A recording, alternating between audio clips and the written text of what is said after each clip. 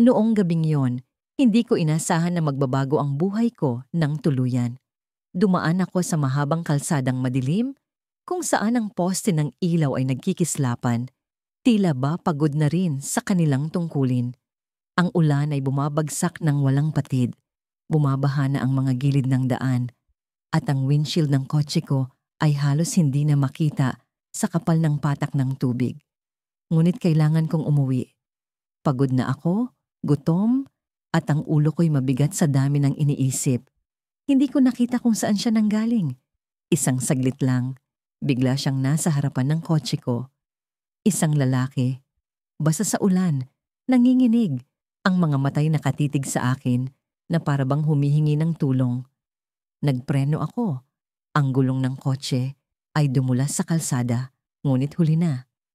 Narinig ko ang tunog ng pagtama ng katawan sa bakal, ang bigat ng pagkakabangga. Hindi ko na maalala ang sumunod na mga segundo. Ang utak ko'y tila nawala sa sarili. Blangko. Natulala. Bumaba ako ng kotse. Nanginginig ang mga kamay ko. Nakita ko siya. Nakahandusay sa lupa, nakahiga sa putik, hindi gumagalaw. Ang dugo niya'y humalo sa tubig ulan. Bumuo ng pulang linya na dumaloy sa kanal. Tumigil ang mundo. Ang ingay ng ulan, ang kulog sa langit, ang lamig ng hangin, lahat ng iyon ay nawala sa pandinig ko. Ang naririnig ko lang ay ang tunog ng sarili kong paghinga. Malalim, mabilis, magulo. Sinubukan kong tawagan ang ambulansya gamit ang telepono ko, ngunit bumigay ang signal dahil sa bagyo. Ang isip ko'y naglaro ng mga posibilidad. Ano ang gagawin ko? Maghihintay ba ako? Maghahanap ng tulong? O aalis ako? Hindi ko alam kung ano ang pumasok sa utak ko, ngunit ang takot ang nanaig. Sumakay ako ulit sa kotse. Pinilit kong magmaneho palayo. Ang puso ko'y bumabayo sa dibdib. Ang mga kamay ko'y nanginginig sa manibela. Naiwan ko siya roon, sa kalsadang madilim at walang tao. At sa bawat metro ng kalsadang tinahak ko, nadama ko ang bigat ng kasalanan na unti-unting umuukit ng sugat sa kaluluwa ko. Hindi ako nakatulog kinagabihan. Paulit-ulit kong naririnig sa isip ang tunog ng banggaan, ang tunog ng ulan, ang tanawing hindi ko maalis sa mata ko, ang kanyang katawan, ang kanyang dugo, ang kanyang mga mata. Hindi ko alam kung paano ako magpapanggap na normal, ngunit sinubukan ko. Kinabukasan, bumangon ako, pumasok sa trabaho, ngumiti sa mga kaibigan, sumabay sa agos ng araw-araw. Ngunit sa bawat sandali, sa likod ng isip ko, siya ang naroon. Bumalik-balik ang tanong, sino siya? May pamilya ba siya? May naghahanap ba sa kanya? Isang linggo ang lumipas at akala kang mga araw ko simula noong gabing yon ay naging isang bangungot na gising. Ang mukha niya, ang mukha ni Carlo, hindi na ito maalis sa isip ko. Sa tuwing pipikit ako, naroon siya. Sa tuwing titingin ako sa salamin, tila may aninong nakatayo sa likod ko. Ang bawat tunog ng preno ng kotse, ang sigaw ng mga tao sa lansangan, lahat ng iyon ay bumabalik sa akin. Paulit-ulit, tulad ng sirang plaka. Hindi ko sinasadya. Diyos ko, hindi ko sinadya. Sa gabing iyon, nagmamadali ako pauwi. Madilim ang kalsada, umuulan, at ang wiper ng kotse ko ay tila sinasadyang magpabaya. Nang biglang may tumawid, isang tao. Si Carlo. Wala akong oras para makapag-react. Wala akong oras para mag-isip. Ang sumunod na nangyari ay isang serye ng nakakatulirong tunog. Ang pagbangga, ang pagtilapon niya, ang paggasgas ng katawan niya sa semento. Tumigil ang oras. Tumigil ang mundo. Ngunit ako, tumakbo ako. Oo, tumakbo ako. Isang desisyon na hinuhusgahan ako ng konsensya ko kada segundo mula noon. Iniwan ko siya roon. Basag ang katawan, walang buhay. Ang pangalan niya ay nalaman ko kinabukasan nang makita ko ang balita sa TV. Isang estudyanteng pauwi mula sa kanyang trabaho bilang crew sa fast food. Carlo ang pangalan niya, 21, anak, kapatid, kaibigan. At ngayon, multo. Sa unang linggo pagkatapos ng insidente, Sinubukan kong kumbinsihin ang sarili ko na wala akong kasalanan. Aksidente lang yon. Bulong ko sa sarili ko habang nakatitig sa kisame ng kwarto ko. Pero parang hindi iyon sapat. Sa tuwing lalabas ako, naroon siya sa gilid ng mata ko, nakahiga sa bangketa, duguan, parang humihingi ng tulong. Sa tuwing magbubukas ako ng ilaw sa kwarto, may aninong dumadaan sa pader. Sa tuwing magsosolo ako sa kotse, may malamig na hangin na parang hangin ng kamatayan. Isang gabi, bumalik ako sa lugar ng aksidente. Hindi ko alam kung bakit, pero parang hinila ako ng kung anong puwersa. Madilim ang kalsada, tulad ng gabing yon. Basang-basa ang semento, at sa bawat hakbang ko, naririnig ko ang tunog ng sapatos ko sa tubig. Isang tunog na masyadong pamilyar. Nang makarating ako sa eksaktong lugar, natigilan ako. Sa kabila ng kawalan ng tao, pakiramdam ko ay may presensya roon. Hindi ko maintindihan, pero parang may nakatingin sa akin. At doon ko siya nakita. Nakaupo siya sa gilid ng kalsada, nakayuko. Basag ang mukha, ang mga mata niya'y tumutulo ng dugo. Hindi siya gumagalaw, pero alam kong siya yon. Si Carlo, ang biktima, ang multo. Napaatras ako, halos matumba, ngunit hindi siya nawala. Nakatitig lang siya sa akin, tahimik, pero ang presensya niya ay bumibigat sa dibdib ko. Hindi ko alam kung anong gagawin, kaya tumakbo ulit ako. Muli, iniwan ko siya. Pag-uwi ko, sinubukan kong magpakalasing. Sinubukan kong takasan ang sarili kong konsensya. Pero kahit gaano karaming alak ang ininom ko, hindi nawala ang bigat sa dibdib ko. Hindi nawala ang tingin niya. Hanggang sa dumating ang gabi, kung kailan nagdesisyon akong harapin siya. Lumabas ako ng bahay, sumakay ng kotse, at bumalik sa lugar. Sa pagkakataong ito, hindi siya nakaupo sa gilid ng kalsada. Nang tumingin ako sa rearview mirror, naroon siya sa likod ng kotse, nakaupo, nakatitig sa akin. Hindi ko alam kung paano siya nakapasok, pero hindi ko na inisip iyon. Tumigil ako, bumaba, at humarap sa kanya. "Ano ang gusto mo sa akin?" tanong ko. Halos pasigaw, nanginginig ang boses. Tumayo siya, mabagal, at lumapit sa akin. Sa bawat hakbang niya, naramdaman ko ang lamig ng hangin. Nang makaharap ko siya, nagsalita siya. "Bakit mo ako iniwan?" Mahina ang boses niya, pero parang dumagundong ito sa buong paligid. Hindi ko alam kung ano ang isasagot. Hindi ko alam kung paano ipapaliwanag ang takot ko, ang kasalanan ko. "Bakit mo ako iniwan?" Ulit niya, mas malakas, mas madiin. At bago ko pa masabi ang kahit ano, naramdaman ko ang malamig niyang kamay sa balikat ko. Bigla akong nakaramdam ng bigat, ng sakit, ng puot. Para akong nilulunod sa emosyon, takot, pagdurusa, galit, pagkasuklam sa sarili. At sa isang iglap, bumagsak ako sa lupa. Pagmulat ng mata ko, nasa loob ako ng kotse. Umaandar ito sa madilim na kalsada, pero hindi ko hawak ang manibela. Naroon siya, si Carlo, nakaupo sa driver's seat, nakangiti. Isang nangiting puno ng pagdurusa at poot. Tinangka kong kumilos, pero hindi ako makagalaw. Parang idinikit ako sa upuan. "Ako naman ang magmamaneho," sabi niya. Malamig ang boses. At bago ko pa maintindihan ang nangyayari, binilisan niya ang takbo ng kotse, papunta sa gilid ng bangin. Sa bawat segundo, nararamdaman ko ang tibok ng puso ko, ang kaba, ang takot. Hindi ko alam kung ito na ang katapusan ko, ngunit isang tanong ang tumatak sa isip ko. Ito ba ang kabayaran sa ginawa ko? Nang malapit na kami sa gilid, bigla siyang tumingin sa akin. Ang mga mata niya'y puno ng luha, ngunit ang ngiti niya'y nananatili. "Masakit, hindi ba?" tanong niya. Sabay halakhak. At sa huling segundo bago tumilapon ang kotse, naramdaman ko ang isang bagay.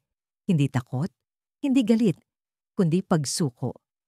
Nasa madilim na parte ako ng bahay nang maramdaman kong may presensya sa likuran ko. Hindi ako makagalaw. Ang malamig na hangin na tila gumagapang sa batok ko ay nagdulot ng kilabot na parang may nag-aabang sa bawat galaw ko. Hindi ko na kayang itanggi. Siya na naman. ang biktima, ang lalaking aksidente kong napatay. Hindi ko sinasadya, hindi ko gusto. Paulit-ulit kong sinasabi yan sa sarili ko. Pero parang hindi na naniniwala ang konsensya ko. Ang tunog ng preno, ang sigaw niya, ang pagtaas ng kanyang kamay. Lahat yan ay parang pelikulang paulit-ulit na pinapalabas sa isipan ko. Hindi ko siya nakita. Masyadong madilim ang daan. Masyadong mabilis ang takbo ko. Isang iglap lang at tapos na. Pero bakit hindi siya tapos? Bakit hindi niya ako nilulubayan? Naglakad ako papunta sa kusina. Pilit na inililihis ang isip ko sa mga alaala. Kailangan kong magtimpla ng kape. Kailangan kong mag-focus. Kahit papaano. Ngunit habang hinahalo ko ang kape, naramdaman ko ang bigat ng kanyang mga mata sa akin. Ang tunog ng kutsarita sa tasa ay parang echo sa buong bahay. Napatingin ako sa madilim na sulok malapit sa pintuan. Wala naman akong nakikita, pero alam kong nandyan siya. Alam kong nakamasid siya. Anong gusto mo sa akin? Sigaw ko. Biglang napuno ng galit ang dibdib ko. Hindi ko na kayang pigilan.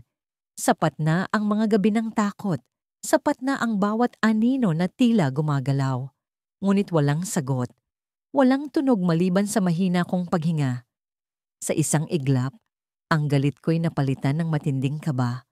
Baka mas lalo lang siyang magalit. Baka mas lalo lang niya akong pahirapan. Napatakbo ako papunta sa sala, dala ang tasa ng kape. Pero pagdating ko doon, napansin kong bukas ang TV. Hindi ko na maalala kung binuksan ko ba ito o hindi. Ang screen ay static. Puting alon na tila naghahanap ng koneksyon. Dahan-dahan akong lumapit. Nanginginig ang mga kamay. Lalong lumakas ang tunog ng static. Parang may bumubulong sa likod nito. Bigla, may pumatak na malamig na likido sa sahig. Tumingin ako sa tasa ng kape ko. Pero hindi naman ito natapon. Ang patak ay galing sa kisame. Napatingala ako. Isang madilim na mantsa ang bumuo sa kisame. Parang dugong tumatagas. Hindi ko maipaliwanag ang nararamdaman ko. Takot, pagkasuklam, pagka-guilty. Sinubukan kong tumalikod. Pero bago pa ako makakilos, narinig ko ang tunog ng yabag sa hagdan. Mabibigat, mababagal, isa-isa. Tama na, tama na. Bulong ko sa sarili ko.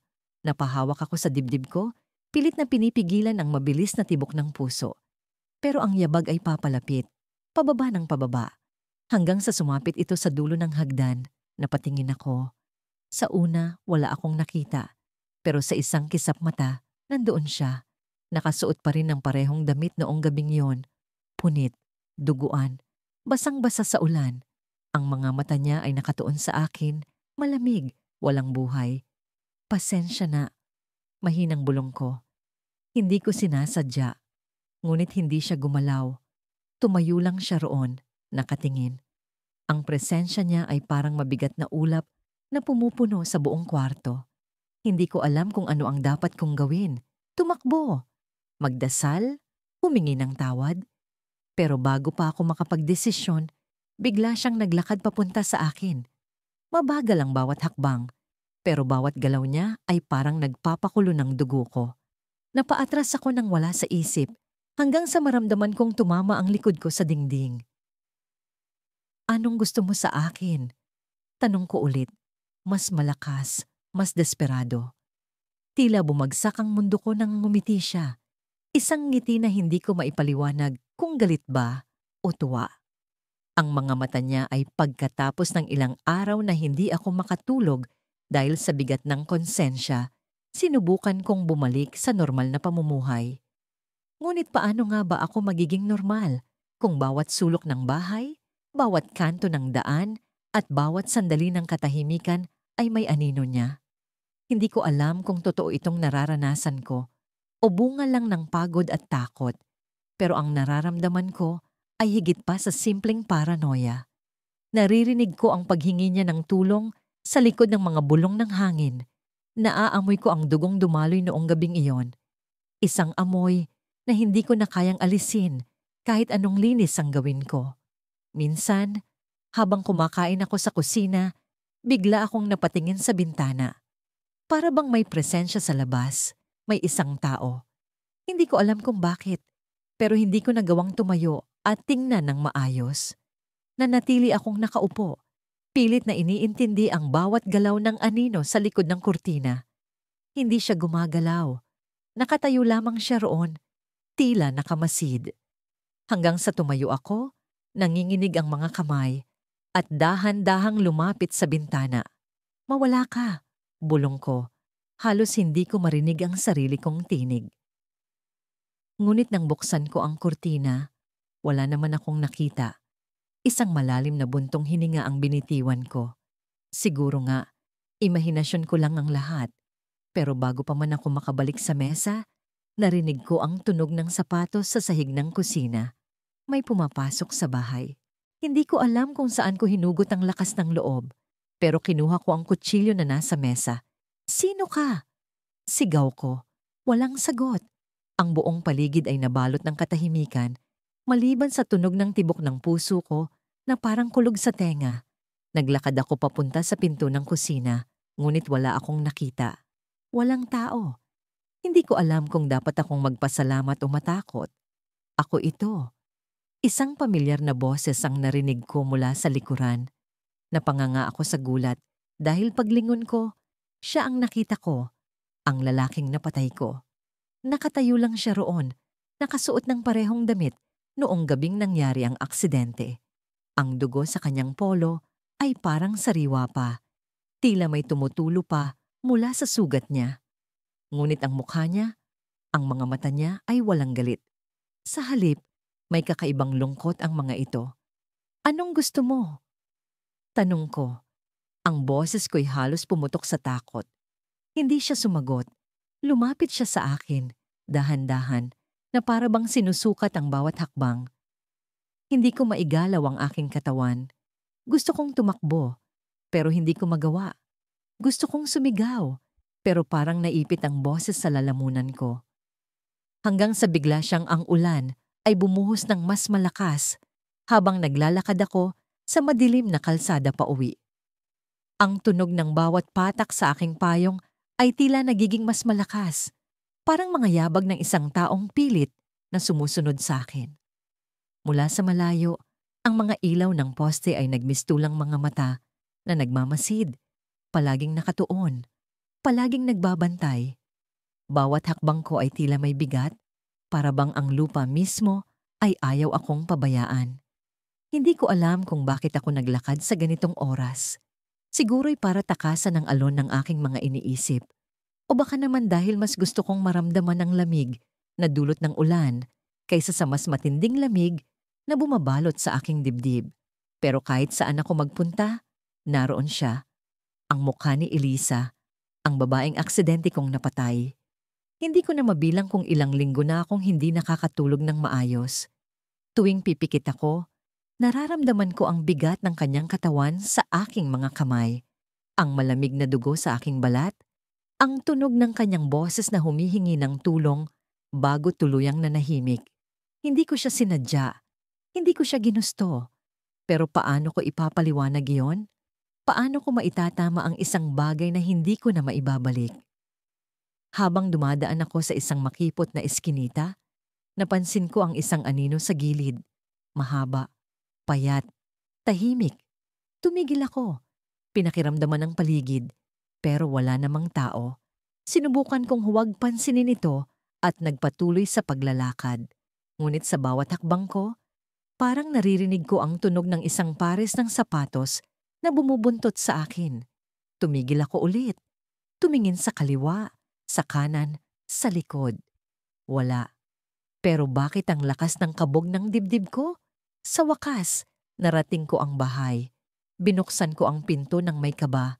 Tila inaasahan kong may sumalubong sa akin mula sa dilim. Ang bawat sulok ay tahimik, pero ang katahimikan na iyon ay hindi kailanman nakapagbigay ng ginhawa. Nilapag ko ang payong sa gilid, hinubad ang basa kong jacket at naupo sa sofa. Pinilit kong magpahinga. Pinilit kong huwag mag-isip. Pero ang mga mata niya, ang mga mata ni Elisa, palaging naroroon. Bigla, narinig ko ang tunog ng mga paa sa hagdan. Tumayo ang balahibo ko. May tao ba sa bahay? Dahan-dahan kong nilapitan ng hagdan. Ang bawat hakbang ko'y sinadya kong patahimikin. Nang sumilip ako, wala naman akong nakita. Pero nang bumalik ako sa sofa, naroon siya, nakaupo, nakatitig sa akin. Ang suot niyang damit ay basag-basag pa rin ng dugo. "Elisa?" Ang tangi kong nasabi, pero hindi siya sumagot. Nanatili lamang siyang nakatitig. Ang kanyang mga mata ay piki. Kumikinang ang basang kalsada sa ilalim ng panggabing mga ilaw ng poste. Tila salamin na sumasalamin sa kalungkutan ng mundo. Ang malamig na hangin ay sumingit sa pagitan ng aking balat at suot na jacket. Ngunit hindi ito ang nagpapakirot sa akin. Ang bigat ng konsensya, ang bigat ng kasalanan, iyon ang tunay na nagpapanginig sa aking laman. Nasa harapan ako ng tindahan ng mga convenience store, ang parehong lugar kung saan nangyari ang lahat. Hindi ko alam kung bakit ako bumalik dito. Parang may humihila sa akin, isang hindi maipaliwanag na puwersa na nagsasabing kailangang harapin ko ang gabing iyon. Ang gabing iyon kung saan ang buhay niya ay nawala dahil sa akin. Iniwas ko ang tingin sa kalsada. Hindi ko na kaya. Ang tunog ng mga gulong sa basang aspalto, ang sigaw, ang biglang katahimikan. Patuloy itong bumabalik sa akin. Parang sirang plaka na paulit-ulit na tumutugtog sa aking isipan. Tila hindi na ako makalayo sa trapikong oras na yon. At ngayon, kahit saan ako magpunta, naroon siya. Nakikita ko siya. Sa gilid ng mata ko, may gumalaw. Mabilis kong nilingon ang lugar na yon. Wala. Isang malamig na panginginig ang gumapang sa aking gulugod. Ang dilim ng gabi ay tila mas makapal sa aking paligid. Muli akong tumingin sa kalsada. Ang lampara ng poste ay nagbigay ng madilim na liwanag sa mga basang konkretong daan. At doon ko siya nakita. Nakatayo sa gitna ng kalsada. Hindi siya gumagalaw, ngunit hindi rin siya natural. Ang katawan niya ay tila wala ng buhay, ngunit ang mga pumapalakpak ang mga dahon sa labas ng bintana. Parang may pumipitik sa salamin tuwing umuugoy ang hangin. Nakaupo ako sa sulok ng sala, yakap-yakap ang aking mga tuhod habang nagtatago sa dilim. Ang ilaw ng buwan lang ang nagbibigay liwanag sa paligid. Ngunit kahit gaano kaliwanag ang buwan, hindi nito kayang burahin ang madilim kong iniisip. Naririnig ko ang mga yapak niya sa sahig. Bawat hakbang ay mabigat. Parang may sapatos na basa sa putik. Pero alam kong wala siyang sapatos. Wala siyang kahit ano. Wala siyang buhay. "Huwag mo akong sisihin," bulong ko sa sarili. Pero naririnig ko ang boses niya sa likod ng utak ko, malalim at malamig. Paulit-ulit. "Ikaw ang may gawa nito." Nagsimula akong manginig nang maramdaman kong may malamig na hangin na dumaan sa batok ko. Hindi ko siya tinitingnan, pero alam kong naroon siya. Hindi ko na kailangang makita. Kahit nakapikit ako, nararamdaman ko ang presensya niya, ang bigat ng tingin niya, ang galit na hindi niya masabi. Hindi ko sinasadya. Sigaw ko. Pero ang sigaw ko ay parang nalunod sa katahimikan ng gabi. Wala akong sagot na natanggap, pero naririnig ko ang paghinga niya. Malalim, mabagal, nakakatakot. Bumalik sa isip ko ang eksaktong sandali nang mangyari ang lahat. Magulo ang kalye noong gabing iyon. Umiikot ang mga ilaw ng sasakyan. Ang tunog ng busina parang mga palahaw ng nawalan. Tumakbo siya sa harap ko. Isang maling hakbang lang, isang maling galaw. At wala na siya. Hindi ko na nagawa pang makapagpreno kahit anong gawing kabig ng manibela. Ang tunog ng katawan niyang tumama sa hood ng sasakyan ay parang musikang hindi ko makalimutan. Mula noon, hindi na siya umalis. Kahit saan ako magpunta, naroon siya. Sa salamin ng banyo, habang naghuhugas ako ng mukha. Sa madilim na sulok ng kwarto, habang pilit kong pilit matulog. Sa likod ng bawat anino, kapag lumalabas ako ng bahay. Hindi siya nagsasalita. Hindi siya gumagalaw. Pero ang presensya niya ay parang sampal sa konsensya ko, paulit-ulit, hanggang sa umabot na ako sa puntong hindi ko na maintindihan kung sino ang tunay na tao. Ako o siya. Tumayo ako nang marinig kong bumukas ang pinto ng kwarto. Alam kong wala akong bisita. Alam kong ako lang ang tao sa bahay na ito. Pero narinig ko ang tunog ng pinto, ang pagkaluskos ng kahoy, ang mahina ngunit nakakatakot na tunog ng sumasara ulit. "Huwag kang lumapit," sabi ko, pero ang boses ko ay halos hindi ko na marinig. Nanginginig ang aking mga kamay, parang hindi ko na kontrolado ang sarili kong katawan. Pakiramdam ko, anumang oras ay babagsak na ako. Naririnig ko ang mga yapak niya papalapit sa akin. Tumayo ako at tumakbo palabas ng sala, patungo sa kusina. Kumuha ako ng kutsilyo mula sa drawer. Ang talim nito nagbabadya ng proteksyon kahit alam kong wala itong magagawa laban sa kanya. "Hindi kita sinasadya." Sigaw ko ulit, pero ang sagot niya ay katahimikan na mas malala kaysa sa anumang sigaw. May anino sa harap ko. Hindi ko alam kung siya iyon o imahinasyon ko lang. Hindi ko alam kung ang anino ay galing sa ilaw ng buwan o sa isang bagay na hindi ko maipaliwanag. Ang tanging sigurado ako ay naroon siya. Bumalik ang alaala. Ang tunog ng sirena ng ambulansya, ang sigaw ng mga tao, ang init ng dugo sa aking mga kamay, habang pilit kong sinusubukang alalayan ang katawan niya sa kalsada. Pero wala na siyang buhay. Sa mga mata niya, nakita ko ang tanong na hindi niya masabi.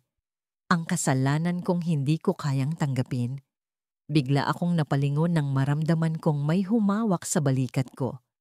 Tumayo ang balahibo ko, at pagkalabas ko sa ospital, halos hindi ko na maalala kung paano ako nakarating sa bahay. Ang utak ko ay parang isang sirang plaka. Paulit-ulit ang tunog ng preno, ang tunog ng katawan niyang bumagsak sa harapan ng kotse, ang pagtilapon niya sa kalsada. Ang mukha niya, ang mata niyang tila nakatingin pa rin sa akin kahit wala na siyang buhay. Inilibing siya 5 araw matapos ang aksidente. Hindi ako dumalo. Hindi ko kayang harapin ang pamilya niya, ang mga tao, ang kabaong. Dumayo ako sa probinsya ng ilang linggo, iniwan ang lahat. Trabaho, kaibigan, kahit ang sarili kong pamilya. Ang akala ko, sa paglayo ko ay makakawala ako sa bigat na dumudurog sa dibdib ko. Pero mali ako. Ang bigat ay laging naroon, nakakapit sa pagkatao ko na parang anino. Noong bumalik ako sa lungsod, una ko siyang nakita sa harap ng building kung saan ako nagtatrabaho. Nakasuot siya ng parehong damit noong gabing yon. Isang puting blusa na may mantsa ng dugo, malapit sa kwelyo, at maong na pantalon. Hindi ako makagalaw. Ang mga mata niya, namumula, nakatitig sa akin. Hindi siya gumagalaw, hindi siya nagsasalita. Pumikit ako, inisip ko na baka dala lang ito ng pagkapagod o pagod sa biyahe. Pero nang muli kong idilat ang mata ko, naroon pa rin siya. Hindi ako tumuloy sa opisina. Tumakbo ako pa uwi. Iniwan ang kotse ko sa parking lot at naglakad ng walang direksyon. Hindi ko alam kung ilang oras akong nagpagala-gala. Pero nang makarating ako sa apartment, ang mukha niya ay parang nakaukit na sa isip ko. Sa unang linggo, palagi siyang nasa malalayong lugar. Nakikita ko siya sa gilid ng kalsada, sa likod ng mga poste ng ilaw, sa sulok ng mga mata ko. Akala ko, baka hallucination lang ito, isang produkto ng guilt na hindi ko matakasan. Pero habang tumatagal, mas lumalapit siya. Sa pangalawang linggo, nakita ko siya sa loob ng elevator, nakatayo sa tabi ng pinto habang nakatingin sa akin.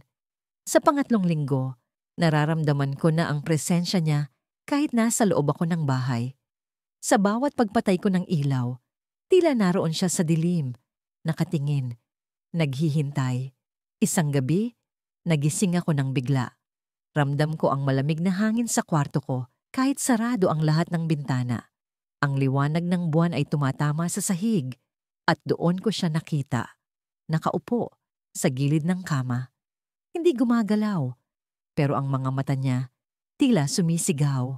Hindi ko alam kung bakit, pero hindi ako makasigaw, hindi ako makatakbo. Para bang ang buong katawan ko ay naipit sa isang balon na puno ng takot. Nagsimula akong magtanong kung paano ko ito matatapos. Pumunta ako sa simbahan, kahit hindi ako relihiyoso. Nagdasal ako, umiyak, nagmakaawa. Patawad, sabi ko sa dasal, pero ang tanong ko sa sarili, paano ko siya mapapatawad kung alam kong hindi niya ako naririnig? Pumunta rin ako sa isang psychiatrist. Sinabi niya na trauma lang ito, na kailangan ko ng therapy. Pero paano ko ipapaliwanag na totoo siya? Na narito siya, humihinga sa tabi ko, nakatingin sa akin sa bawat sandali. Sa tuwing sinusubukan kong bumalik sa normal na buhay, mas lalo siyang nagpapakita. Isang beses, habang nagmamaneho ako, bigla siyang umupo sa passenger seat. Hindi ko siya kayang tingnan, pero alam kong naroon siya. Ang malamig na presensya niya ay parang yelo sa balat ko. Halos maaksidente ako ulit dahil hindi ko na makontrol ang kotse. Hindi ko alam kung anong nag-udyok sa akin, pero sinubukan kong kausapin siya. Isang gabi, sa gitna ng dilim, sinabi ko, "Ano ba ang gusto mo? Ano ba ang kailangan mong sabihin?" Walang sagot. Pero naramdaman ko ang bigat ng hangin sa kwarto ko. Halos hindi ako makahinga. Hanggang isang araw, dumating ang sagot. Sa harap ng salamin sa banyo, nakita ko siyang nakatayo sa likod ko. Hindi ito basta pagmumulto, ibang klase ang galit na naramdaman ko sa presensya niya.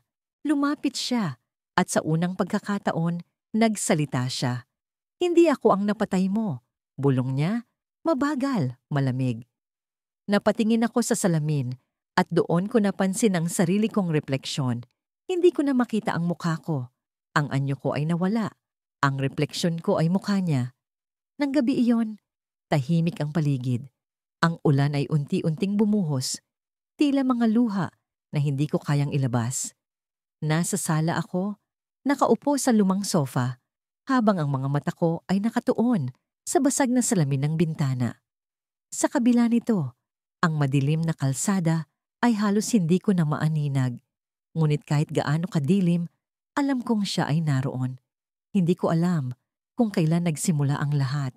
Sa simula, akala ko, simpleng guni-guni lamang ang lahat. Mga halik ng konsensya na bumubulong sa akin na mali ang ginawa ko. Pero hindi ito natapos sa mga bulong. Hindi ito natapos sa mga panaginip. Ang presensya niya ay unti-unting lumaki. Sumiksik sa bawat sulok ng buhay ko. Ngayon, kahit saan ako magpunta, nararamdaman ko ang malamig niyang tingin.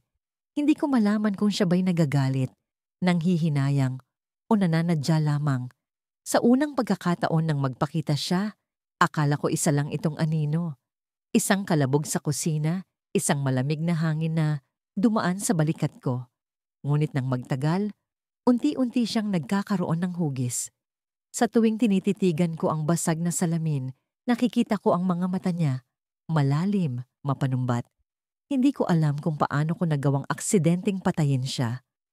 Ayoko nang balikan ng gabing iyon, ngunit paulit-ulit itong bumabalik sa akin. Ang tunog ng preno, ang sigaw, ang saglit na katahimikan pagkatapos. Tila isang pelikula, ngunit ako ang bida, ang kontrabida at ang saksi. Ngayon, hindi na sapat ang pagsara ko ng mga bintana o pagtakip ko ng mga mata. Nasa paligid siya, palagi, kahit sa mga lugar na akala ko'y ligtas ako. Tulad ngayong gabi, naririnig ko ang mga yapak sa hagdan. Tumutunog ang kahoy, mabagal, maingat. Tila sinasadya niyang iparamdam na naririto siya na hindi ako makakatakas. Tumayo ako, nanginginig, ngunit hindi ko alam kung saan ako pupunta. Lumapit ako sa pinto, kinandado ito, at hinigpitan ng hawak ko sa doorknob. Ngunit alam kong wala nang silbi ang mga kandado. Hindi siya isang mortal na pwedeng pigilan ng bakal. Siya ay isang multo, isang alaala na hindi ko kayang burahin. Bumalik ako sa sofa at sa bawat hakbang ko, naririnig ko ang paghinga niya. Malalim, malamig, at mabigat. Hindi ko alam kung guni-guni ko lang ito o totoong naririnig ko siya. Pinilit kong kalmahin ang sarili ko, ngunit ang puso ko'y tila sasabog sa kaba. Pumikit ako, ngunit sa dilim, mas lalong gumuguhit ang mukha niya. Ang dugo sa kanyang noo, Ang putol na hininga, ang mga mata niyang nakatingin sa akin bago siya tuluyang mawala. Biglang may kumalabog sa kusina. Tumayo ako. Mabilis. Ngunit ang mga tuhod ko'y nangangatog. Naghahanap ako ng kahit anong pwedeng gawing sandata. Ngunit wala akong makita, kundi isang lumang payong. Mula sa sala, tanaw ko ang kusina. Wala akong nakikita, ngunit alam kong may naroroon. Tila may malamig na hangin na dumaan sa akin, at sa likod ko, naramdaman ko ang isang presensya. Hindi ko siya kayang harapin, hindi ko kayang tingnan ang mukha niya. Tumakbo ako papunta sa kwarto, sinara ang pinto, at sumandal dito. Hinahabol ko ang hininga ko, ngunit naririnig ko ang tunog ng mga yapak, papalapit. Isa-isang umingit ang kahoy sa sahig, palapit ng palapit sa pinto ko. Akala ko sasabog ang dibdib ko sa kaba. Hindi ko alam kung anong gagawin ko. Alam kong wala akong magagawa. Wala akong laban. Maya-maya, may kumatok. 3 mabagal na katok. Tila sinisigurado niyang maririnig ko. Hindi ako gumalaw. Hindi ako umimik. Pero alam kong naroon siya. Sa labas ng pinto, naghihintay. Hindi ko sinasadya. Bulong ko, halos hindi ko marinig ang sarili ko. Hindi ko sinasadya. Tahimik, walang sagot. Akala ko umalis na siya. Ngunit bigla, naramdaman ko ang malamig na hangin sa likod ko. Hindi ko alam kung paano, ngunit naroroon na siya. Tumayo ako, dahan-dahan at lumingon. Sa harap ko, nakita ko ang mukha niya. Malapit, masyadong malapit. Ang mga mata niya'y nanlilisik, ngunit may luha. Ang bibig niya'y nakatikom, ngunit alam kong may gusto siyang sabihin. Bakit mo ako iniwan? Tanong niya. Mabagal, malamig. Hindi ko alam kung paano ako sasagot. Hindi ko alam kung paano ko ipapaliwanag ang mga bagay na ni ako'y hindi ko maintindihan. Bago pa ako makapagsalita, bigla siyang nawala. Ngunit hindi iyon ang ikinagulat ko. Sa sahig, nakita ko ang isang bagay na hindi ko inaasahan. Isang litrato. Luma. May bahid ng dugo. Kinuha ko ito, nanginginig, at tiningnan. Ang litrato. Ako yon, kasama siya. Ngunit hindi ko maalala kung kailan ito kuha. Sa larawan, nakangiti ako habang siya ay nakatingin sa akin. Ngunit may isang bagay ang hindi tama. Sa likod ng lit, pinilit kong huwag tumingin sa salamin. Ang bawat galaw ko, bawat hakbang, parang may mga mata sa likod ko na nagmamasid, naghihintay ng pagkakataon. Ang banyo'y tahimik, maliban sa tunog ng tubig na tumutulo mula sa sirang gripo. Tumitibok ang puso ko sa dibdib, parang gusto nang kumawala. Sinubukan kong magpokus sa paghilamos, pero ang malamig na tubig ay parang yelo sa balat ko.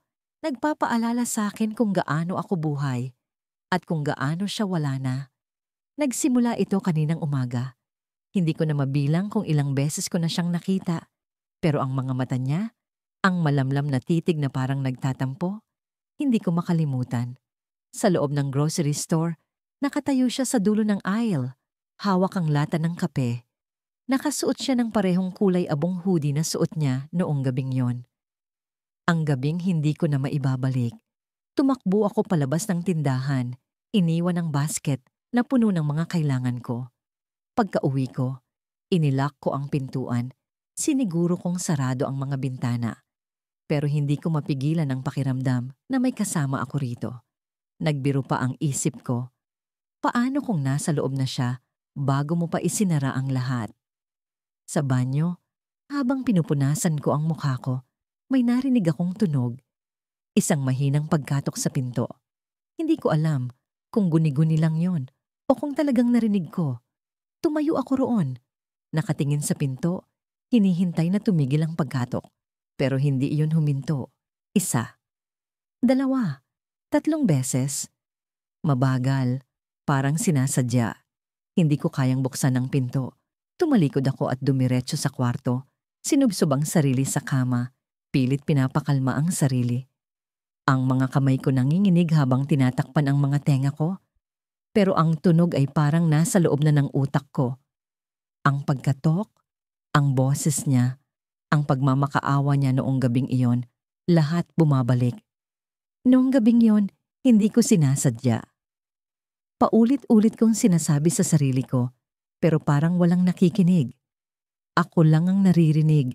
At siya, na nasa likod ko noong huling beses kong tingnan ang salamin. Pilit kong tinatanggal sa isip ang imahe ng mukha niya. Ang dugo sa kalsada, ang malamig na hangin na nagdala ng amoy ng kamatayan. Ang gabing iyon ay parang pelikulang paulit-ulit na pinapalabas sa utak ko. Hindi ako lasing, hindi ako inaantok, pero isang saglit lang ng pagkakamali. Isang saglit lang. Hindi ko siya nakita sa gilid ng daan. Hindi ko narinig ang sigaw niya hanggang huli na ang lahat. Ang tunog ng gulong sa kalsada, ang bigat ng katawan niya na tumama sa harapan ng kotse, ang katahimikan pagkatapos.